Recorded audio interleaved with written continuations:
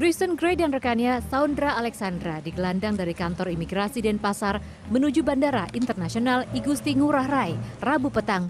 Dua warga Amerika Serikat ini dideportasi dengan dikawal 4 petugas imigrasi. Melalui kuasa hukumnya, Kristen Gray masih bersikukuh menyatakan tak bersalah.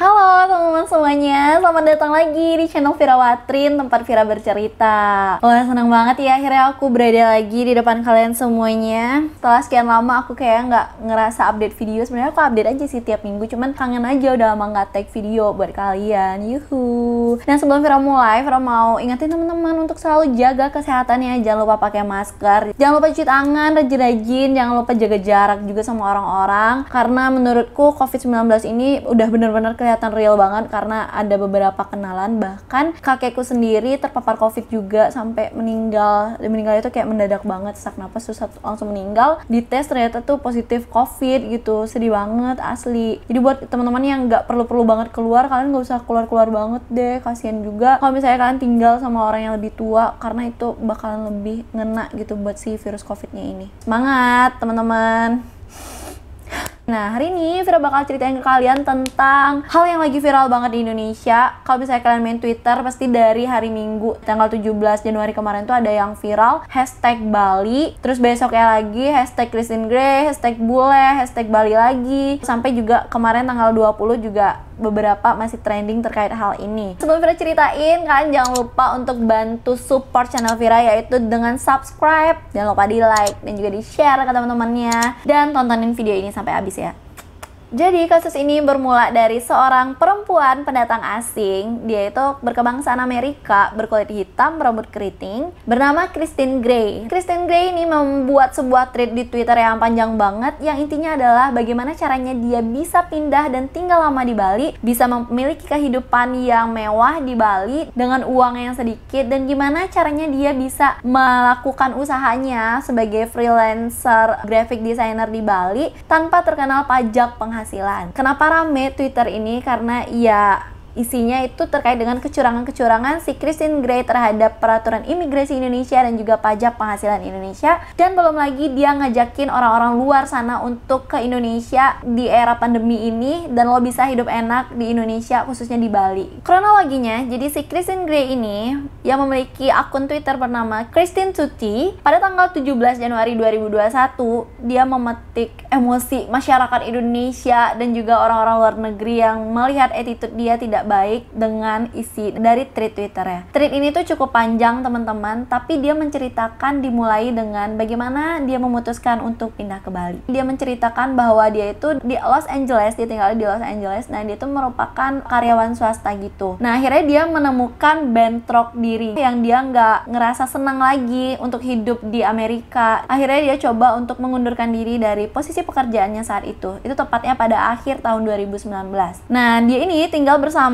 pacar perempuannya di Los Angeles. Terus dia mikir kayak, aduh kayak gue harus berusaha untuk menemukan penghidupan yang baru deh, gue harus pergi deh dari sini biar memahami sebenarnya tujuan hidupnya tuh apa gitu. Akhirnya dia memutuskan untuk berkunjung ke Bali, tapi dia tuh mau agak lama gitu di Balinya, sedangkan dia tahu bahwa visanya hanya berlaku selama 183 hari. Nah akhirnya pada akhir 2019 dia jual semua aset dia di Amerika dan dia terbang ke Bali dengan kekasih perempuannya. Ya kekasihnya perempuan karena dia lesbi ya guys, nggak usah kalian tanya ini kolom komentar. Di tweetnya ini dia bilang, pada saat itu saya sangat miskin sekali. Di akhir 2019 akhirnya saya memutuskan untuk pindah ke negara yang mungkin dengan kemiskinan ini dia tetap bisa bertahan hidup dengan lebih layak gitu. Akhirnya dia beneran milih Indonesia, khususnya di Bali. Di Bali ini tuh tinggal di rumah pohon. Dia terengah-engahnya itu hanya dengan uang sewa 6 juta dia udah bisa punya tempat tinggal senyaman dan sebaik itu. Sedangkan di Amerika, dia punya studio di Amerika itu sewaannya itu adalah 19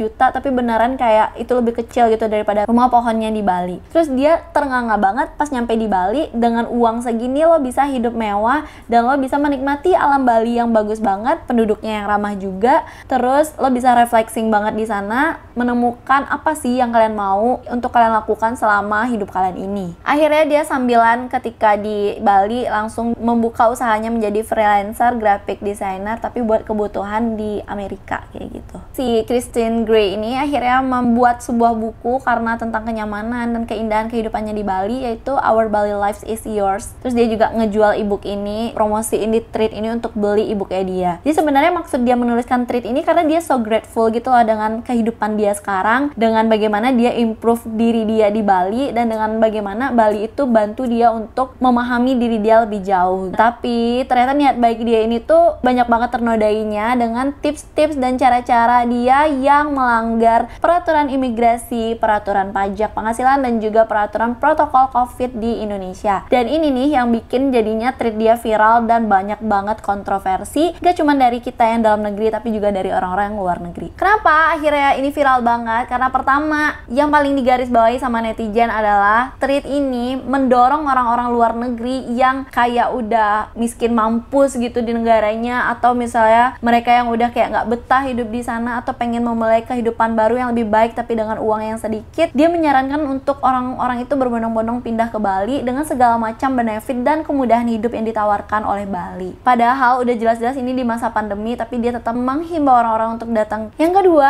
yang dia salah itu adalah dia tidak membayar pajak penghasilan. Itu udah jelas salah banget. Terus yang ketiga, dia udah tinggal di Indonesia lebih dari masa berlakunya visa turis asing. FYI, visa itu berlaku selama 183 hari dan dia udah tinggal lebih dari 183 hari. Dan juga teman-teman, visa turis itu tidak memperbolehkan si turis ini untuk melakukan kegiatan yang menghasilkan. Bahkan dia berprofesi sebagai freelance graphic designer. Jadi dia udahlah nggak bayar pajak penghasilan, udahlah visanya berlakunya udah kadaluarsa gitu, dia tetap tinggal di Bali. Terus dia juga freelance gitu, menikmati hidup banget, tapi dia menjajah gitu. Sampai kayak beberapa tweet juga ada yang bilang kayak ini mah penjajah berkedok turis gitu, karena benar-benar tidak menghargai peraturan-peraturan yang berlaku di negara kita, dan juga tentunya tidak menghargai apa aturan-aturan yang ada di masyarakat Bali. Dengan dia menjual ebook dia ini yang di dalamnya itu terselip tentang gimana caranya kalian bisa bertahan di Indonesia walaupun visa kalian masa berlakunya udah habis. Itu dia ada bikinin poin-poinnya di situ. Terus juga dia bilang sebenarnya itu ada jalur khusus loh ke Indonesia walaupun di tengah pandemi ini segala macem. Jadi dia curang banget gitu. Dan dia tuh, nah akhirnya si Treat dia ini tuh banyak respon kan dari masyarakat dalam maupun luar negeri. Ini ada nih tweet-tweet yang aku kutip yang menurut aku responnya menarik banget. Itu ada dari @gedaqueen. Gedaqueen ini tuh bilang, Bali itu indah tapi banyak efek negatifnya karena turis. Ya, menikmati pemandangan dan menemukan jati diri Anda sendiri di Bali itu adalah hal yang sangat indah. Tapi jika Anda berencana pindah ke Bali, silakan untuk berinteraksi dengan penduduk setempat, hormati budaya mereka,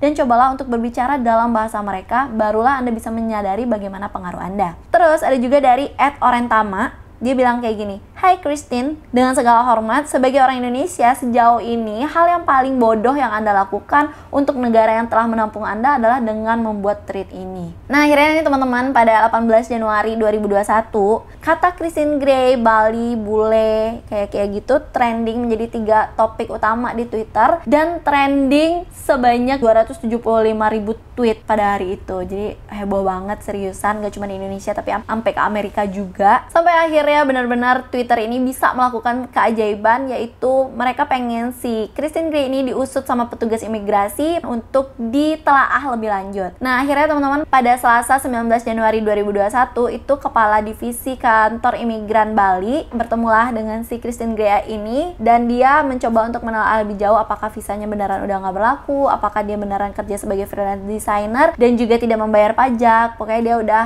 diurusin sama si Bapak Eko itu. Nah akhirnya teman-teman, pada tanggal 20 Januari si Christine Gray ini beneran akhirnya dideportasi, dipulangkan gitu ke Amerika karena dia beneran udah melanggar peraturan visa di Indonesia, tidak membayar pajak di Indonesia, dan mengajak orang-orang untuk berbondong-bondong ke Indonesia dengan cara curang yang dia lakukan. Yeay, akhirnya dia udah deportasi. Di sini aku beneran salut banget sama netizen dan juga para pengguna Twitter yang beneran bisa melakukan keajaiban ini. Dan pokoknya dia udah pulang deh sekarang ke Amerika, si Christine Gray sama si ceweknya itu. Nah kalau dari kacamata aku ya sebenarnya dia maksudnya tuh baik ya. Maksudnya ya bagaimana caranya dia memulai sebuah kehidupan yang baru dengan dasarnya tuh nol gitu. Terus akhirnya dia beneran bisa berkembang, bisa improve, apa yang dia rencanakan tuh benar-benar terjalan sesuai dengan apa yang udah di-plan sama dia. Tapi ya masalahnya adalah karena dia tidak mematuhi protokol-protokol, aturan-aturan yang ada di Indonesia, dan juga kenapa sih dia bikin thread di Twitter kayak gitu loh. Oke teman-teman, menurut kalian gimana nih kasusnya si Christine Gray ini? Adakah hal-hal yang terskip olehku atau ada informasi menarik lainnya tentang update kasus ini? Kalian boleh komen di bawah. Dan jangan lupa untuk subscribe, like, dan komen, terus share juga ke teman-teman kalian kalau ada video Vira. Oke, terima kasih teman-teman. See you in the next video.